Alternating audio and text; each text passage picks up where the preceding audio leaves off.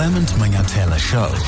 Live from the Public Works and Infrastructure Summit. Brought to you by the Department of Public Works and Infrastructure on 702. Right, it's 22 minutes now before 10 o'clock. As we've been telling you, we are live from the Sandton Convention Center. This is where the Council for the Built Environment, which is an entity of the Department of Public Works and Infrastructure, is hosting the inaugural Public Works Infrastructure Summit. And with me now, I've got Dr Msizi Myeza, who's the CEO for the Council for the Built Environment. I'm going to have a quick chat with him, and then I'm going to go back to your calls and WhatsApps as well.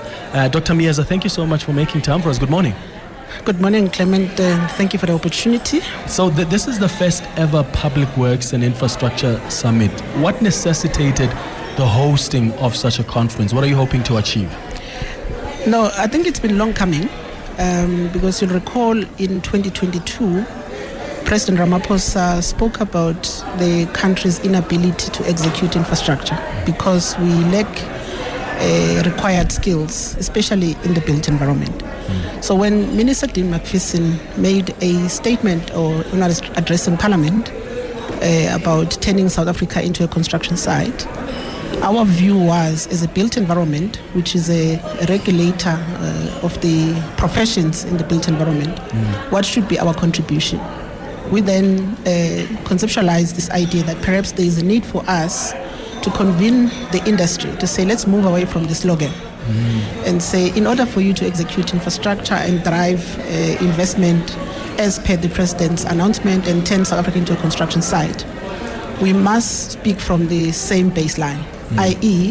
have the correct database. Secondly, have professionals understanding their responsibility in the bigger scheme of things. So this conference, really our intention is not to have long speeches. It's about developing a practical implementable plan that will then address the areas that we put forward in the commissions, i.e. how do we deal with resilient infrastructure, how do you deal with social housing infrastructure, how do you deal with gap funding, property financing, and those are some of the issues that we'll be discussing. So it's really about practicalizing the announcement made by both President as well as the Minister. Well, what about the capacity we have or don't have? Do we have that relevant capacity to take us to where you're envisaging? I mean, you look at, because normally when you look at our infrastructure capacity, either there's no capacity or we're not capacitated enough for it. So what are the plans to get us there? Look, I'll tell you one thing. One of the things that we've made in the previous administration even, we accepted that perhaps capacity requirement might be the area that we focus on. But secondly, through the strategy that we put forward to the MINMEC, which is a minister and MECs of public works in the country last year, we developed a strategy that will then deal with issues of capacity. Let me just give you scary statistics. In the built environment, we've got about 60,000 odd registered professionals across disciplines. Out of the 60,000, I mean, the bulk of them is the aging profession, to be honest. But secondly, there is a high number of young professionals, graduates, who comes from different schools in the country with built environment professions who are stuck as candidates. If you can convert those young graduates to become PR, you are then able to build the capacity that is required for the state. But for you to go through that process, you'll know that there are three phases. One, you must be academically trained through a university process. Secondly, you must have experience. And thirdly, you must be competently assessed by a regulatory body.